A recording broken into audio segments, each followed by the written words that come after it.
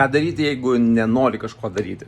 Tai jeigu yra dalykai, kurių nenori kažko daryti darbo prasme ar apskritai kažko, tai kas pas tave šiandien turi padaryti, bet nenori daryti, yra du pasirinkimai arba du dalykai, ką reikėtų žinoti. Vienas dalykas tai yra toksai, kad jeigu kažko nenori daryti, tai yra tavo smegenys, tavo mintys nemato, kokia iš to vertė. Kodėl aš turėčiau tą daryti. Ir visą laiką, kaip mes tą jaučiame, visą laiką kūnas atsijungia, nes mes nesujungę esame, kaip šitas dalykas padės gauti tai, ko aš noriu. O čia ir yra esmė, kad tai turi žinoti, ko tiksliai tu nori, kas yra tau svarbu, nes jeigu tu nematai, kaip tas dalykas sujungtas su tuo, ko tu iš tikrųjų labiausiai nori, kaip tu gali prisiversti daryti. Tu nematai nei vertės, nei naudos, nei dar kažko, dėl to ir yra tas toksai, gal nenorėčiau taip toliau. Tai yra du pasirinkimai. Vienas yra sujungti tą, ko tu nori, su tai,